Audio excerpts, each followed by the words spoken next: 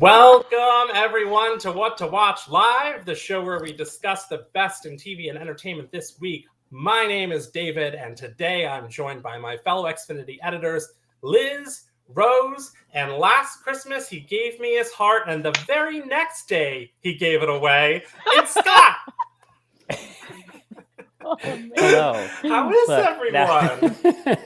That was quite the intro. Fantastic! I love your intros, David. They're so good. Thank you. I try to spread them out every once in a while, but it's just so fun to do it for Scott. Rude. It's fine. It's fine. So this is show number 30, our last show of the year, and today we'll be taking a look back at the very best of 2021, including our favorite shows, movies, songs, artists, interviews, including some Matthew McConaughey and some John Cena, and so much more. So without further ado, let's kick things off with In the News.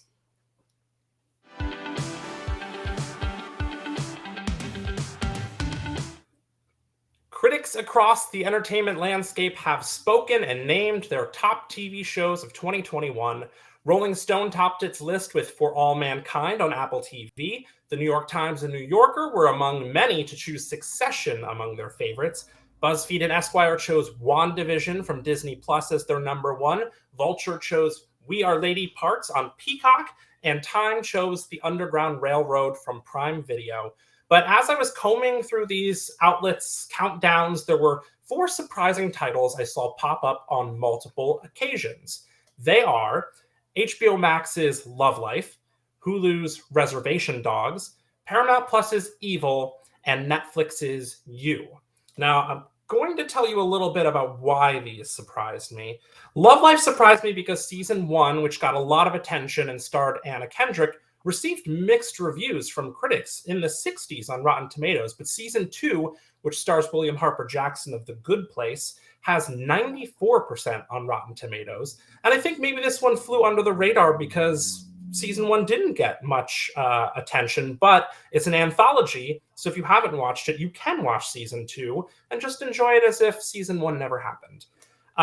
Reservation Dogs shouldn't come as a surprise because it was critically acclaimed across the board. But again, this was one that really flew under the radar through the fall TV season and with most casual TV viewers.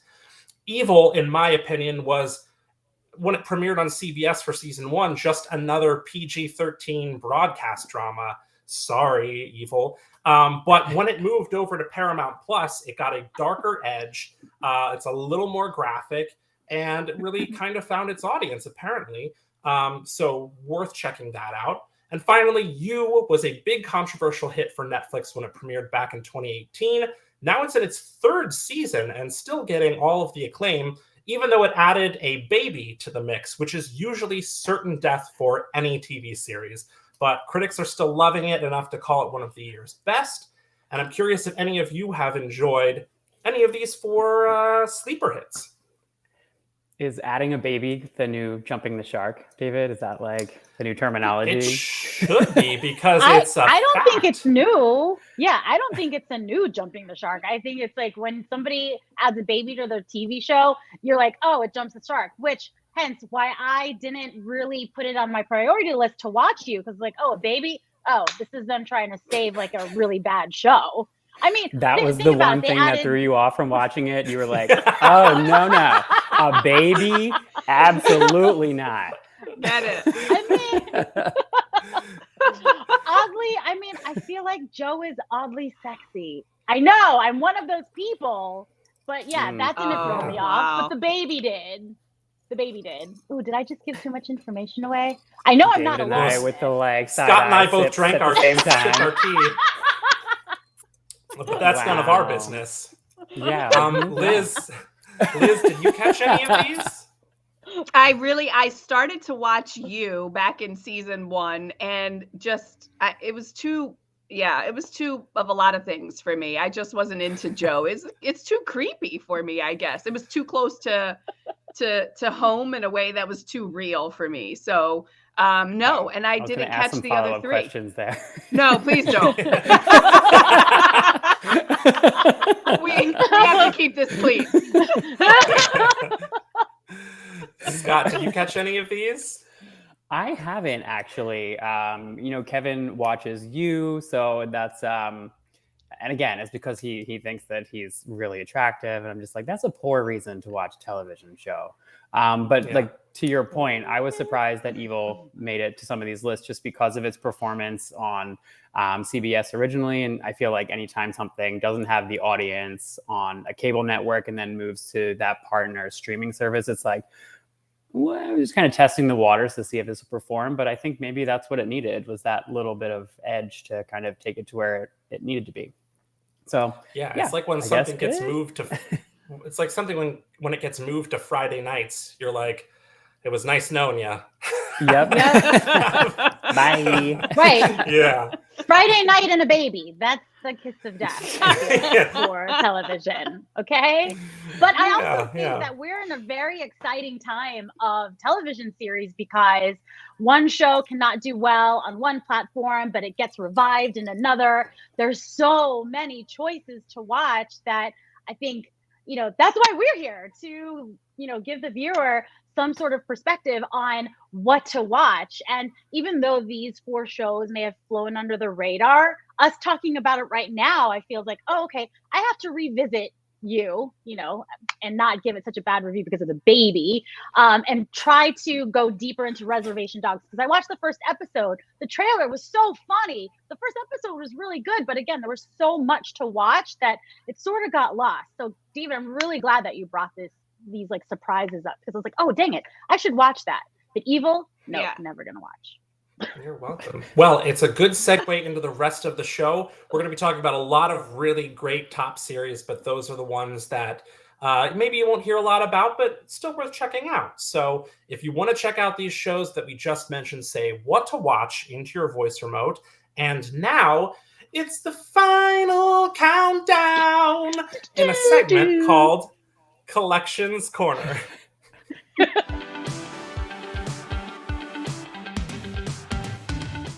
At the end of each year, Xfinity editors gather together to debate the very best entertainment from the entire year. And we mean all of our editors: TV, movies, music, kids, sports, news, LGBTQ, Latino, international, Black experience, and gaming.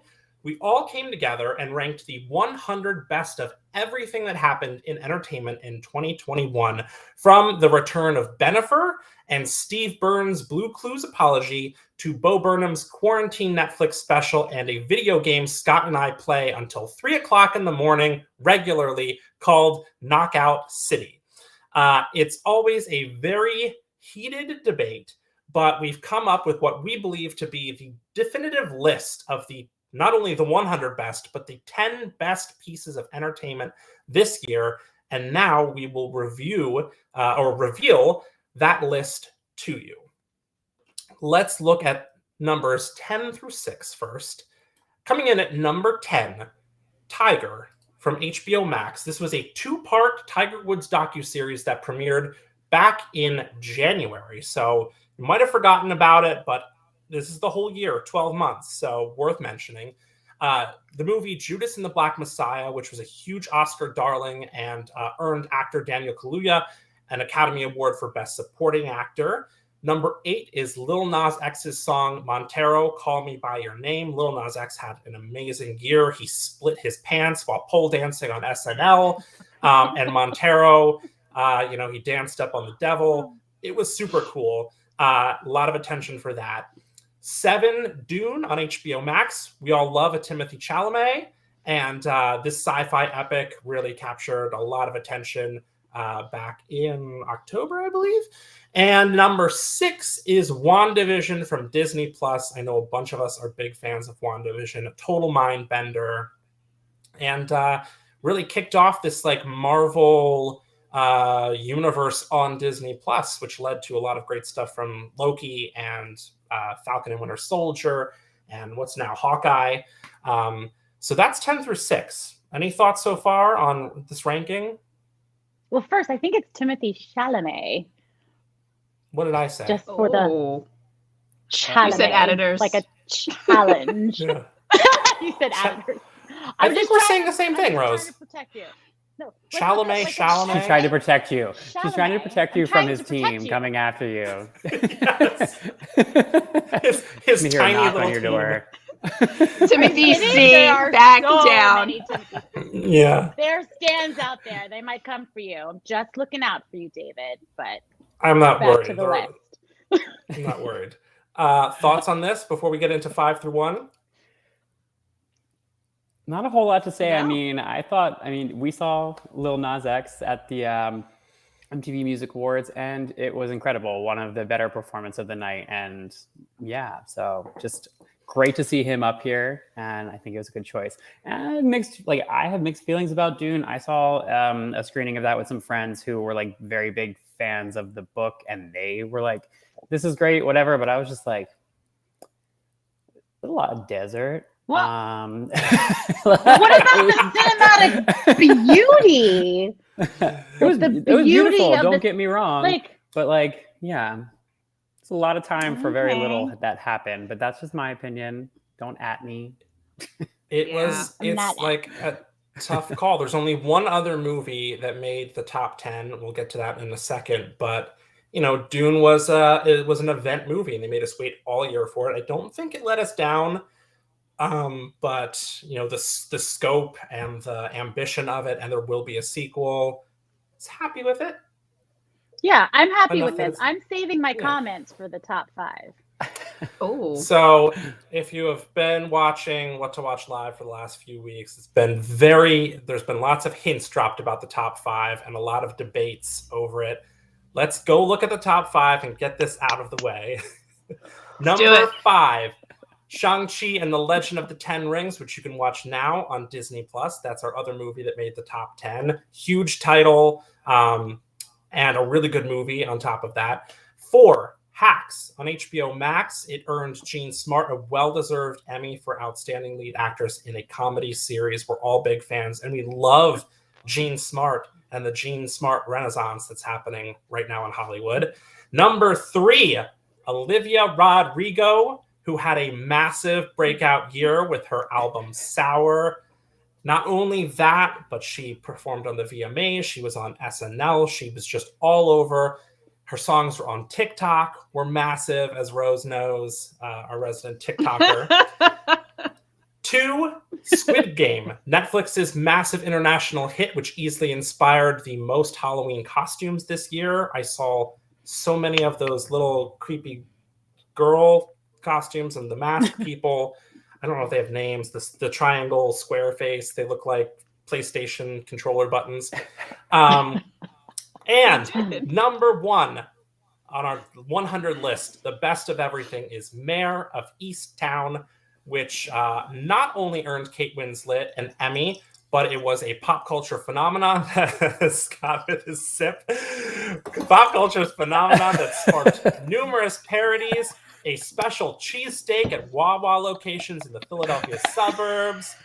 The finale was also the most watched episode of any HBO original on HBO Max. It is the number 1 show of the year. Let's have it. Go for it. I feel like you might be outnumbered here, David. Wow. I'm gonna I've had this conversation with you. I unfortunately wasn't there for the full-on brainstorm around the top 100, but I did give some thoughts ahead of time. I think Squid Game should be number 1 solely for the fact that it is a series that kind of broke out. There's no huge actor that was in it. It's a Korean show that non-English language that is had this huge cultural impact here within the U.S. For that reason alone, I mean, representation is really important, and I think that it should be in the first slot. And I know most of us are here from Philadelphia, and yay, cool, Wawa, and murder, and all of that. But I feel Yeah. like Let me Yeah. you gave 2 good reasons. I'm super passionate about this. I'm about to go off, and here we go. Go for it. So Let's the go. third reason, this was a global phenomenon. Yeah. It released globally across the globe that anyone who may not even have heard of or even watched Squid Game would know what it was. My mom knew what it was, okay? Nearly 70-year-old. I'm like, hey, Mom, did you watch Squid Game? Oh, yeah, I think it was great. I mean, like, if you know, like, she doesn't know anything. She hardly knows what I do for a living, and she watched Squid Game. I mean, come Rose, on. I don't know what you do for a living. I think her mom thinks she's a Same. TikTok star. But I mean, like, nearly 70 years old and hardly watches anything, and she knows what Squid Game is. There were pop-up experiences in restaurants all over the country about Squid Game, and you couldn't get away from people trying to break these little, I don't know, sugar cube like umbrellas and triangles, and you knew what it Yeah. was, and you didn't even have to watch the show. Liz, back me up here.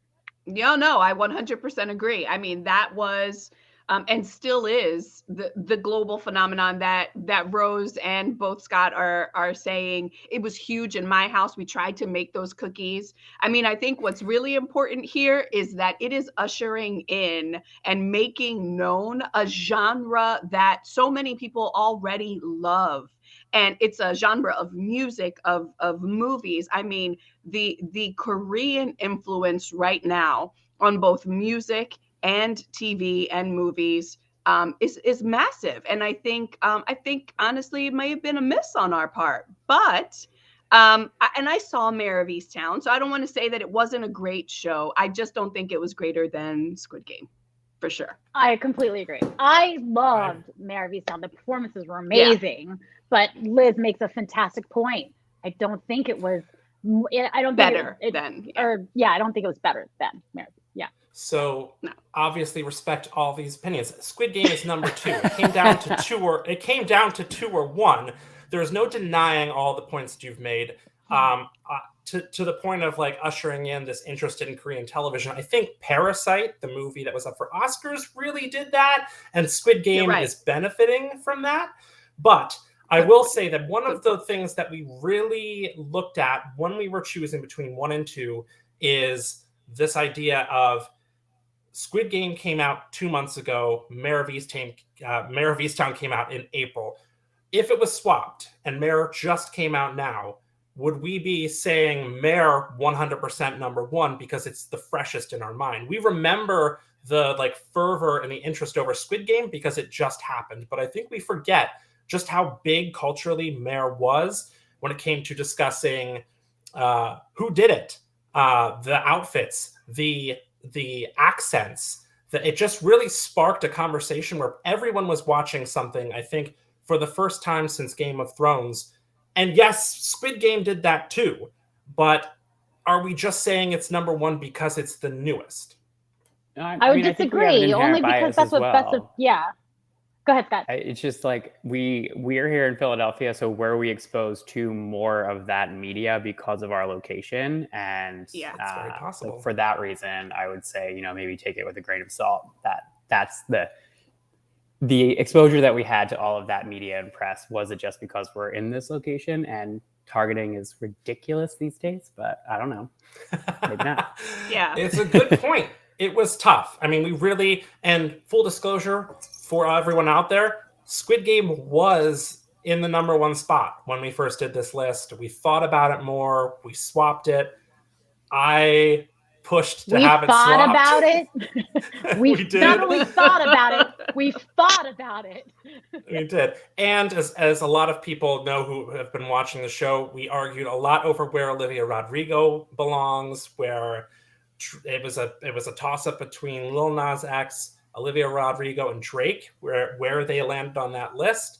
So no one's going to be completely happy, but I feel really good about this. I feel good with this, at least the top 5.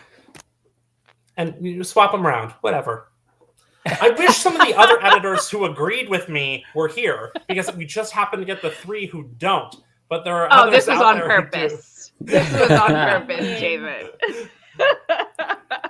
Well, you can check out the entire 100 Best of Everything countdown.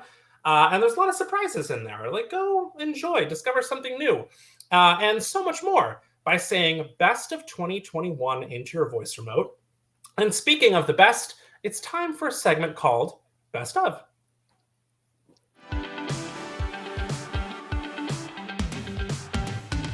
Our look back at the best entertainment of 2021 goes beyond our 100 Best of Everything countdown. In fact, each one of our editors has a special curated collection of their favorite shows, movies, and more from the year. For example, my Best of 2021 TV collection features the 12 best TV series from each streaming service and premium network, handpicked by me, which you may or may not trust based on how I ranked Squid Game and Mayor of Easttown at this point. We also have rows of the best new shows of 2021, the best shows you might have missed this year, mini collections celebrating this year's recurring TV themes, and a section called The Best of the Best, in which I've chosen the best show in 20 different categories, from drama, comedy, and reality to music series, spin-offs, and canceled shows. And yes, in case you're wondering, I did award Squid Game with the Best International Series Award. And some of our favorites like What We Do in the Shadows, Sweet Tooth, and Cruel Summer also get some love in there. So go see who we picked. And then Rose, I know you pulled together a really amazing Best of Kids collection. Can you tell us a little bit about that? Yes. So for kids and family, we chose the best of the best for kids and family. Consists of Paw Patrol, the movie that did gangbusters this year, Bluey, the cutest dog family from Disney Channel, or Disney Junior, SpongeBob. Now, this guy has been living in a pineapple under the sea for 20 plus years and is still going strong. I mean, he's still popular like today. And That Girl Lele, which is a new show from Nickelodeon this year. But I want to concentrate on Bluey just really quick, because if you think this is just for kids or preschoolers, it is the cutest and cleverly written animated show for kids that I've seen in a long time. It's relatable if you're a parent. It's pure fun and enjoyment for the youngest member of your family. And if you don't have if you're not a parent and you're just curious, it's so clever, it's so cute, and you will have a good time when you watch it. It really reminds you to just enjoy the wonderment that is. It reminds you of that. So that's my best of the best of the kids and family shows. There you have it. Wow, Rose, I was actually gonna bring that up, because I see people on Instagram and social media who don't have kids and watch Bluey and are like, this is the greatest show. Like, seriously, can I sit down and watch this and will I enjoy it? I mean, they're really short. They're maybe 11 minutes long, and the writing is very clever and the humor is on so many levels. So you don't have to be a preschooler or a parent of a kid to enjoy it. I highly recommend at least one episode, because it's just that good. And it's funny. I actually watch it with my son every day after school. He's 11. I'm freaking 43, and I love it. We laugh we cackle because it's so funny. I mean, I do have the sense of humor of a preschooler, so I should enjoy it. Scott, you pulled together an amazing collection of the best LGBTQ plus series of the year and more. Can you tell us about that? I did, but first let me just say that Rose's Best of Kids Blueyed my mind. Throw to LGBTQ.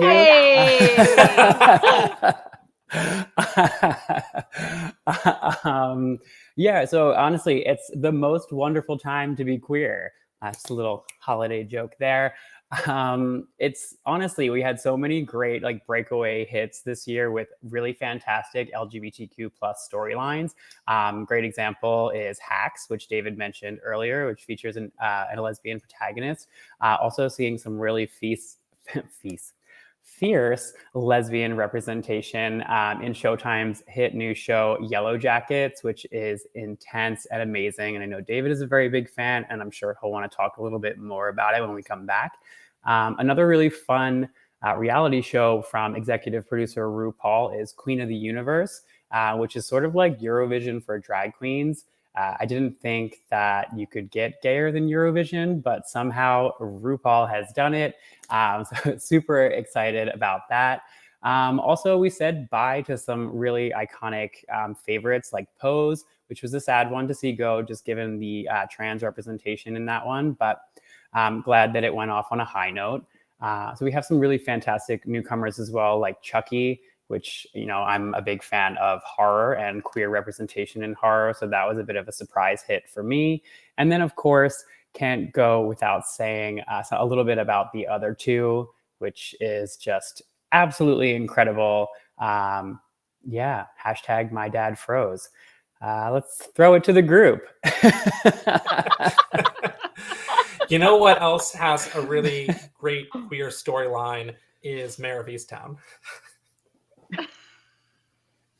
Didn't make my list, David. Sorry. You know what doesn't? Squid Game. Yes, there's queer representation in Squid Game, but it's not as prominent. Yeah. Prominent. Yeah. Yeah. Yes, you said it. I love Yellow Jackets. We talked about it, I think, pretty extensively in the last episode, so I won't get too into it, but definitely check it out. The other two is just somehow even better in season 2 than it was in season 1. Pose, gonna miss it, but better to go out before Ryan Murphy ruins it. Or they bring in a baby or something, right? Right, or they bring in a baby. That's right. And schedule it on Friday night. Exactly. And Liz, last but not least, International Best of 2021. Tell us what you got. Yeah, thank you. So, of course, we put together a list as well for the international destination, and so excited because this year we really focused on non-American representation within our movies and TV series. And what is most exciting is that some of these movies and series made our top 100 list. And so they're getting recognition beyond just a foreign language or international interest. And so this year for Best Action, we had Shang-Chi and The Legend of the Ten Rings, which we talked about, and so exciting that we have our first Marvel Asian American superhero. So super excited about that. Our Best Fantasy with Raya and the Last Dragon. And Awkwafina. So, I mean, who doesn't love Awkwafina? And she also made also within our Shang-Chi as well. Sorry, I'm distracted. We also have Best Drama, and this is Squid Game. So thank you for naming it the Best International, because we agree on our end. I think it has what we talked about already, just a global phenomenon, and so excited to have it. And then our last one, which I'll talk a little more about, is our Best Documentary, and one that I think that people will be least familiar with, and it's on Discovery Plus. It is Lily Topples the World, and it's a documentary that features a young adopted woman who is the one and only female domino toppler in the world. And so it's a great story that follows her and how she became a social media influencer without really meaning to, and what Domino's has done for her in her life. And so if you get an opportunity, please check it out. I think it's something that you won't regret watching. I mean, it is beautifully done, the way that I find it so amazing that anybody can do that with Domino's. And she legitimately creates works of art with Domino's. So yeah, check it out, and check out the rest of the destination. We have more movies and series as well. So yeah, what do you guys think? Let me just say that Domino's has done nothing good for me in my life. What? What happened? You need to explain. $5.99 pizzas. I just it's too much. I knew it. I knew that's what you were going to do. Are you borrowing material from Landon over here? No, why? Because Landon brings seriously, every time you said Domino's, I was just like, thin crust. Wait, I mean, I bet you there is someone out in the world who does make art out of that Domino's. But yeah, we're still talking about the small Domino's. The game. Wait, do you like pineapple on your pizza? Do you like pineapple on your pizza, Scott? I don't know if we had this debate. Pineapple on pizza, yeah or nay? I don't take offense to anyone who wants to put pineapple on their pizza. It's like, it's do your thing, but it's not my jam. I'm like, I love pineapple, just not. I don't want like. No. All right, Liz, back to the show. What stood out to me when you were talking about some of your picks was what a big year Awkwafina had. There's also a new season of her show, Awkwafina's Nora from Queens, this year, and it's amazing how well she transitions from various genres, from like this big action piece where she was really like one of the standouts to kids to like kind of a raunchy comedy. And the reason why no one else could see it, but I was smiling as you were talking about Awkwafina, is I was remembering what a good Awkwafina impression Rose does. Oh, you got to do it. Do it. I did. Oh my God, David, I'm gonna kill you. It's the kind of impression Rose only does when we've been drinking.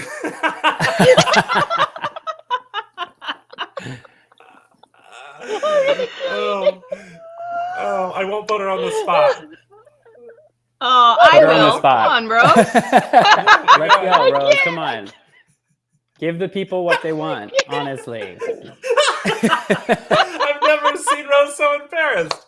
She does a really good impression. This is great.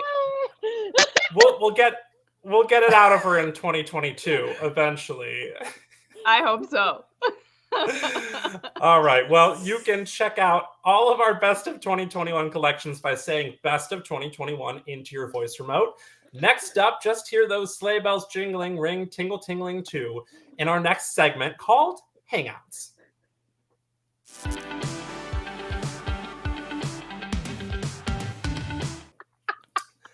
This year, Xfinity editors produced 50 episodes of the Xfinity Hangouts series, including some of the biggest stars in TV, movies, music, and sports, including Salt and Peppa, Jennifer Connelly, Jennifer Hudson, Hilary Swank, Billy Crystal, John Goodman, Camila Cabello, Adina Menzel, Billy Porter, Elvira, Ray Liotta, Michael C. Hall, David Diggs, Heidi Klum, Marlon Wayans, Nick Kroll, Ludacris, and Helen Hunt. And we still have a few more coming up. So we thought we'd take a moment to look back at some of our personal favorite interviews of the year, beginning with a little sneak peek at an interview no one has seen yet.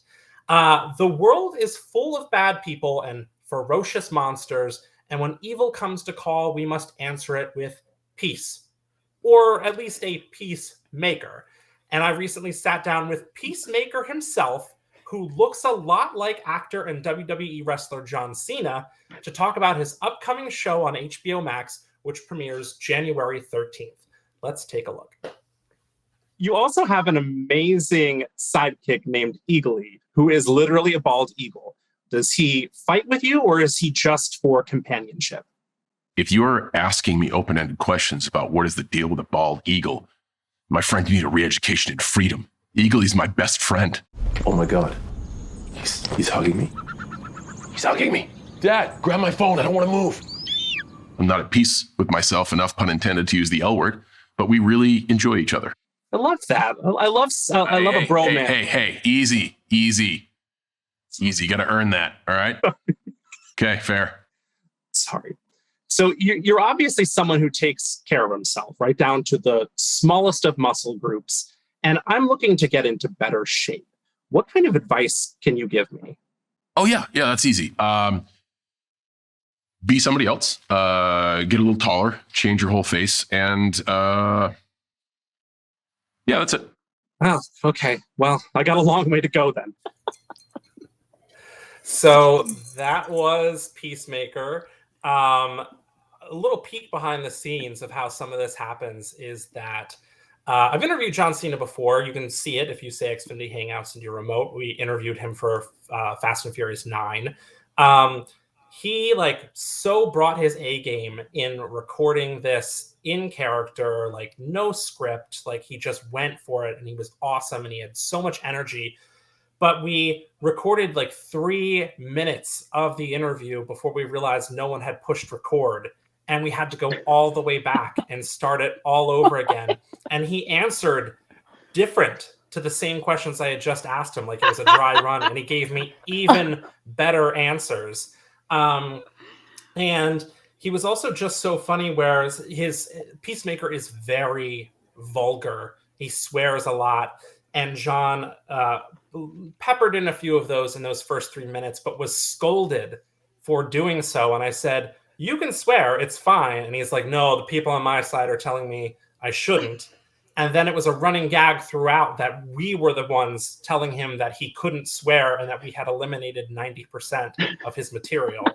And then at the end, I accidentally, you can see when the interview is out at the end of the week, I call him Peacekeeper by accident, and instead of Peacemaker. And we had a good laugh out of it. And then the very last thing I do at the end of the interview, I was like, thanks for joining me, Peacekeeper. I said it a second time and was just like, what an idiot. I just couldn't get it out of my head. John took the time after the interview to sit and explain to me that a director on the show was doing the same thing, kept calling him Peacekeeper instead of Peacemaker, and really went out of his way to make me feel better about the mistake I had made, even though it made for like good entertainment. So like he's just a good dude, and always like one of the most professional people I've ever interviewed. Like brought so much energy and like went out of his way to make me feel better about not really a serious mistake. It was just something silly, but he wanted me to feel better about it. And so nothing but good things to say about John Cena or Peacemaker. I love hearing stories like that. I love hearing stories like that. And I always love hearing like the behind the scenes, what you were feeling, thinking, what was going on about all of the things that we don't see versus what the finished product looks like. That's cool, David. I like that. Well, it was fun. Like he was standing there in front of a green screen, and this was unlike, a typical like press day that we do where everything's organized and you're being ushered in and out. It was just John and me, and he's there in front of a green screen, just kind of waiting and hanging out. We're just kind of like talking a little bit. And then when we didn't record, he was sitting there and he's narrating from the production people what they're saying. And he's like, I think we made a mistake. He goes, David, you're not going to believe this. It was your people who made the mistake. It's your fault. Like just having fun, but like you all know we don't get that a lot. It's a lot of just kind of in and out. So this was a really rare opportunity, and really excited for everyone to see it and also see Peacemaker. It's in my head now, Peacemaker, because it's really, really good. Rose, I know you had like sort of a geek out moment yourself in your favorite interview of the year. Do you want to tell us about it? Yes, and it has to do with the Matthew McConaughey. Let's play the clip first, and then I'll talk about it. The first movie was so motivating, inspiring, and uplifting. It had such a fantastic message. Yeah. What do you want the audience to take away after watching Sing 2? Remember how young you are. No matter what your age is, no matter how long we've been here, I'm a big believer that no matter if you're 51 like myself, I can still tap into whatever age I've already been. It's the youngsters that can't be older if they want to, because they haven't got here yet. We can all tap into that youth, that innocence of seeing things for the first time, of giving things a shot. Not a naivete, but a youthful innocence it'll keep us younger. I love it. Thank you so much, McConaughey. You're welcome. For hanging out. All right. Bye. Bye-bye. You guys, that was so sweet. That was the Matthew McConaughey. And he's like, remember how young you are. And I absolutely love that message. And you might think that I look all polished and composed during the interview. So David, like I have a behind the scenes little tidbit too, because this is freaking Matthew McConaughey. And he's like, oh, call me McConaughey. I'm like, okay, Matthew McConaughey. McConaughey, like I'm shaking, I'm sweating. I hardly know what freaking words are coming out of my mouth. At the same time, I'm trying to make sure that I'm not like going cross-eyed, trying to read and figure out like, my eye line. There's just so many things going through my head while trying to remain cool in front of the quintessential man of cool happening here. But he was such a professional, so chill, so amazing. Like, not his first rodeo. It was one of the fun things is I was like, oh, what do I call you? Because when you're sitting in front of these people, one, I'm like, what the hell am I doing here? How did I get here? So grateful, but oh my God. And I'm so used to saying their first name and their last name together. I'm like, hi, Matthew McConaughey. Hey, Matthew McConaughey. And I'm like, dang it, what do I call you? Matthew McConaughey? Buster Moon? What is it? You know? He's like, whatever, it's fine, just not Matt. And then me, I should have asked afterwards, like, why not? But me, I'm just like, I'm doing well. Like, what the hell, Rose? What's happening here? So, I mean, it was such a great interview. I'm glad it turned out well and it made sense to the audience and viewers at home. But just know that this is this quintessential man of cool. I was so nervous, and I don't even know what I'm talking about right now because his presence is just making me like, what the hell? I actually did catch you call him McConaughey, and I was like, did Rose just like decide they're best friends now, and she's just gonna call him by his last name? Totally. Like, what happened there? Totally. One of the things that I love about him, like I know he's a huge Texas Longhorns fan, and he often like visits the team and gives like motivational speeches.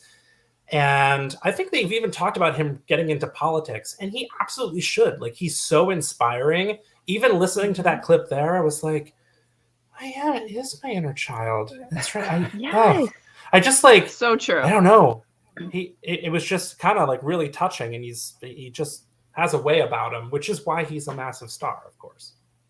Yeah, exactly. Like when he said that, you were like, oh yeah, I guess you're right. Like, we could never, someone who is young doesn't really know what it's like to be an adult, but those of us who are adults can always tap into that inner child and know what that feels like. And just him saying it, you're like, oh yeah, you're right. Yeah, I never thought of that. He's like, oh, whatever you say. Yes, exactly. He's got my vote. He's got my vote. Scott, I know you had an interview this year. That was your personal dream interview, and it came true in 2021. Tell us about it. It did indeed, and it came together so last minute that I was a little like flustered throughout the whole experience. But it was none other than boss babe, iconic Paris Hilton, of course. And a lot of people don't know this about her, but she's sort of kind of been opening up about it lately in a lot of her new reality television shows and the media. But she actually gets quite nervous when she has to do press stuff. So that kind of tends to how that translates on camera is like she has this like persona that she puts on, and she's often very scripted. So I felt really lucky to have this time with her, and there were some moments where she actually broke that character, and it actually felt like I was talking to this like a friend of mine. And within this clip, you'll actually get to see a little bit of that. I think she just respects that, I was a fan of hers, and she gives me a little surprise here. So let's have a look, and we can chat about it when we come back. So speaking of like late night food faves, you mentioned that your favorite is cereal. I mean, Lucky Charms being your favorite. So I want to know, who do you think would win in a fight? Lucky the Leprechaun, Tony the Tiger, or Captain Crunch? Tony the Tiger. Why do you say that? He's a tiger and he would eat them. All right, fair enough. I thought for sure you were going to say Lucky just because your affinity to him and his marshmallows. Yeah, I do. But he can't stand a chance against that tiger. Totally understand. Where can I get your sliving spices? Because I absolutely need those in my life. I actually made those. I invented them. So I'll be coming out with the sliving spice line soon. I'll send them over to you. Oh my God, that would be amazing. Thank you so much, Paris. This has like been a dream of mine to chat with you. So I really appreciate you taking the time. You're amazing. I love you, honey. Make sure that you give my team your address because I want to send you a surprise present. Oh my God, stop. Seriously? I'm dying. Okay. All right. Thanks, Paris. Bye, babe. Love you. Bye. Love you too. So yeah, as you can see, there's like a a stark contrast between her like on-screen personality and like her actual personality. Like the voice drops, the whole tone is different. And I just really love to see that side of her. She has a new show on Peacock called Paris in Love, which follows her journey through her wedding planning. And you kind of get to see her sort of go through that like transition. You see her like do the on-screen thing, and then you get to see her be her real self. And it's kind of cool to get that behind the scenes look. But yes, at the end of this interview, the person that I've like wanted to spend time with and chat with decided to be like, hey, I want to send you something. And I was like, yeah. Okay. Dead. Yeah. Did she ever send it? Did she ever send she it? did What'd you get? indeed. Can we know? I don't know if I should be throwing this out. Yes, okay. she sent Never me mind. No, I'm happy. Wonderful package. No, it was a giant gift box of a bunch of her male cologne. So very, very exciting. And I've been wearing her Gold Rush for Men, and I get complimented on it all the time. So check it out. Gold Rush for Men, Paris Hilton. Yeah. I'm about to give you another compliment, Scott, because I don't know if people realize that sometimes we get a lot of time, like 15, 20 minutes with people. Sometimes their publicist and the press junket only allow us for like 4 or 5 minutes. But like this time, I think you had not a lot of time, but you got such great material. Like you connected. Like I have to hand it to you. That was I love that interview. So kudos to you. I love that. One boss babe to another. And I will also echo Scott's thoughts on Paris in the sense that I got a chance to interview her 13 years ago for a little movie called The Hottie and the Naughty. And she came here to Philadelphia, and I interviewed her at the Four Seasons in Philly. I was writing for a print outlet at the time, and when I came in, I sat down. She offered me a plate of Rice Krispie treats that she said she had cooked herself. I have no reason to doubt otherwise. They were clearly homemade. And I just thought, this is at the height of like TMZ culture and like a lot of things going on in her personal life and a lot of coverage in the news that was not very flattering. But I just found her to be like the kindest, sweetest, smartest, business savvy, like really, really a surprise if all you had seen was media coverage of her. And I remember going back to the office and everybody being like, so what was she like? Was she really spacey? I'm like, no, she's like super cool and really nice and like a normal person. And they couldn't believe it. And I wrote the article with that angle. And Scott captured that same exact amazing thing. And that's part of like why I love that what we get to do here is looking at a different side of celebrities that you don't typically see. For sure. Yeah, well said. So grateful. love our job. And Liz, last but not least, your very first Hangout episode interview ever. Tell us about the interview you did. Super special, my very, very first. And so talk about being so nervous, not knowing what you were saying. I think everything slipped my mind the moment that we were live and we were recording. I had no idea what I was saying most of the time. But yes, I'll let you watch the clip and we could talk about it some more. Diary of a Future President. Tell me what a role like this right now means to you at this point in your career. Liz, growing up, I didn't see myself being represented in any form in media, right? And if there was any inkling of someone that remotely looked like me, it was always in a negative light. The stereotypes that surround Latino representation are so specific, and they're always very, very negative for the most part.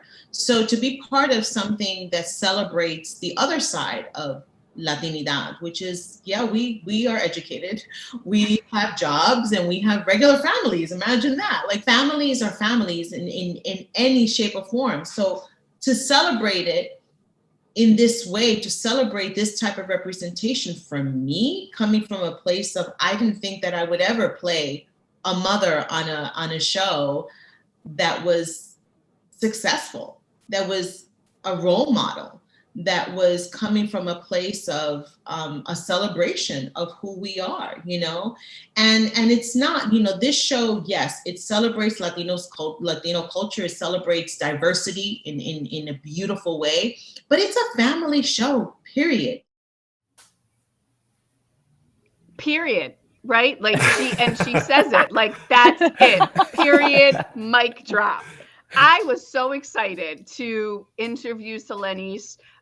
She plays the mother in Diary of a Future President, Gabriella, who is a professional, and it just hit home. The fact that, and again, we talk about these interviews, and I don't know if you guys know, like, we've never met these people most times. In my case, right, this is my very first time. We may have 30 seconds before they start recording to say, hi, my name is this. She's like, you know, Liz, and I mean, she starts just referring to me by my first name. Like, we are just the best of friends. And it was so awesome. She made me feel so great. I was so excited. This was my very first interview, and one that was just so important to me as well, in terms of the representation of the show that Elena Pena wrote, which, by the way, if you've been following, it did not get picked up for a third season by Disney Plus. But she is already working on something with CW called Hermanas, and also working on something else with CBS. And so that just came through, and she'll be writing for that show as well. But so excited to have been able to have the opportunity to talk to Selenice. But yes, that was my favorite. What is it like awesome to have a celebrity say your name for the first time? Right? It's crazy. I mean, I was sweating more than I am now, and you guys know. I mean, we have got lights and crazy stuff. I was just so nervous, but it was awesome. It was awesome. I really loved seeing like the softer side. We've been talking about like the softer side of stars. I was most familiar with her from Orange is the New Black, where like she's tough as nails. So to see her, that's another thing that I love, is we get to. You sometimes think that these people are who they play on TV, especially when they're constantly playing like these very stern, stoic characters. But she was so sweet, and that was a lot of fun. For sure. Obviously, excuse me, Audrey isn't on our show today, but she did a really great interview earlier this year with the cast of the Boss Baby Family Business. And if you love Boss Baby as much as we do, you can now get a customized message from the Boss Baby himself, Ted Templeton Jr., just in time for the holidays. And I'm actually being told someone has sent a very special message for me. So let's check this out real quick. Happy holidays, David. Boss Baby here to spread joy and good feelings and all the corporate appropriate multi-denominational all-inclusive merriment your heart could desire. With warm wishes from Scott, Liz, and Rose, tossed in. Check out. Thank you for that very special message. These Boss Baby messages are now available on Cameo, personalized for you, and Xfinity Rewards customers can get 50% off their personalized greeting by logging into their account at xfinity.com/rewards, where they can find the promo code to use when checking out. And if you aren't an Xfinity Rewards member yet, just say Xfinity Rewards into your voice remote to get started. And before we head out for the year, we are here to help you plan your watch list with a segment called Plan Ahead.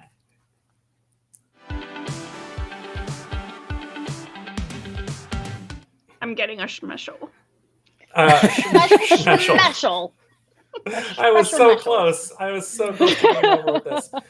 This week's premieres include the return of MacGruber, an apocalyptic limited series, the highly anticipated Yellowstone prequel, and all the fantastical monsters you can shake a sword at.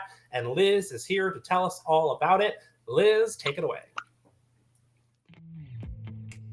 All right, this week we got some really great premieres. We're going to start it all off on Thursday, December 16th with Firebite.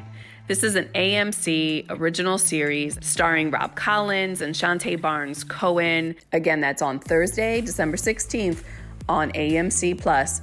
Also on Thursday, Peacock has MacGruber. Who can't get enough of the SNL skit turned movie, now turned series? I'm here for it, with Will Forte as MacGruber. Also starring Kristen Wiig, Ryan Philippe, Sam Elliott, Lawrence Fishburne, and Billy Zane. Also on Thursday, we have Station 11 on HBO Max. This is a limited series based on an international best-selling novel where the end of the world is honestly just the beginning. This stars Joe Ping, Mackenzie Davis, and Danielle Deadweiler. Again, that's Station 11 on HBO Max on Thursday, December 16th. All right, Friday nights, let's cozy up and watch The Witcher on Netflix. Henry Cavill as Geralt, Freya Allen as Ciri, and Anna Schaefer as Triss. Also based on an international best-selling book series, monster hunting at its finest. All right, we're rounding out the week on Sunday, December 19th, with 1883 on Paramount Plus. This is a must watch for all of my Western fans and for my fans especially of Yellowstone. It is the prequel to Yellowstone. This stars Sam Elliott, real life husband and wife duo Tim McGraw and Faith Hill, and Isabel May. That rounds us out for this week's premieres. Happy watching. And we close out 2021 with the grand finales of some of our favorite reality TV competitions. And Rose is going to break it down. Rose, let's do it. Here we go. Get ready to learn who will finally be crowned the winner of The Voice Season 21. Extra bonus points for tuning in because Ed Sheeran, Carrie Underwood, John Legend, and so much more are set to perform. Watch it all unfold during The Voice's Season 21 finale, set to air tonight on NBC Tuesday, December 14th. Fans of the long-running reality competition show will notice something different this season. Survivor's Season 41 will be the first time since the first season of Survivor in Borneo that Jeff Probst will read the final votes out on the island. You can watch the season finale on CBS December 15th. Also airing its season finale on December 15th, The Masked Singer. When I first heard about another reality singing competition show with elaborate costume competitors, I didn't think it was going to last. Well, I'm glad The Masked Singer proved me wrong as they close out Season 6 on Fox December 15th. My favorite fun fact about this next show is it's from Joy Mangano, one of the most successful product inventors to date. Remember Miracle Mop? Find out who comes out on top during USA Network's first of its kind shoppable live competition series on USA December 16th. According to Deadline, this next series debuted as cable's top new unscripted series of 2021. We'll find out which house from Harry Potter Hogwarts Tournament of Houses remains standing on TBS and Cartoon Network December 19th. And that will do it, not only for this week's show, but for 2021. Huge thank you to my fellow Xfinity editors, Liz, Rose, and Scott, for joining me today. And thank you to all the Xfinity editors who joined me throughout the year, including Audrey, Gordon, Kayla, Landon, and Quam. Thanks to Brad behind the scenes for producing, Brad. and to everyone else on our team who does this all year long. It's not an easy feat, so thank you to everyone. On behalf of the entire show, we wish you all very happy holidays, the happiest and healthiest 2020. We will be back January 11th with new shows, not a long break. Until then, you can check out the TV shows and movies we talked about today, get more of our entertainment recommendations, or watch us interview big celebrities by just saying what to watch into your voice remote. We leave you now with a look back at some of our favorite show moments of the year. My name is David. Thank you for joining us all year on What to Watch Live. Bye. Happy New Year. Bye. Welcome everyone to What to Watch Live. Oh my God, yes! Are we doing it right? We're here. We'll do whatever we have to. It can entertain everyone. We all singing now. I want to nickname this show The Gun Show because look at those guns, Quam. Oh my goodness. Sign me up. Drum roll and count down for me, baby. They bring the drama. That movie was hot garbage. Shade. Everyone's entitled to their own opinion, David. But I love that we're all matching and didn't even really coordinate it at all. Change my mind, change my mind, change my mind. Oh, exactly. And then the crowd goes, I scream, you scream, we all scream for Hangouts. Maybe they just want to be on a unicycle. Ever thought about that, Scarlett? No. I have not. I opted to have real worms inserted into my nose. pretend you're choking me, something like that. I needed a cold shower after I was done watching it. Well, that was a downer. He was bopping his way to the NFL Network, yes. And the tender vigilante himself, Scott. And the cilantro atop my fully loaded nachos, it's Scott. And the mistress of the dark herself, it's Scott. Oh man, just bring it in. Hugs, everybody. We're so close to being a Brady Bunch. because we have something for everyone. I'm gonna say Kayla is a Rachel. Landon, I think, is a Joey. Just getting down up on that big ball up in the sky. Like, that's Don. Like his nostrils look like Don Cheadle nostrils. We'll go down to Coco's and cheesesteaks and get some water ice down here with What is happening right now? I've never seen the Nutty Professor. Is something wrong with me? Bam. Like what? Scotty, you want the last word? I think we've outdone ourselves, guys.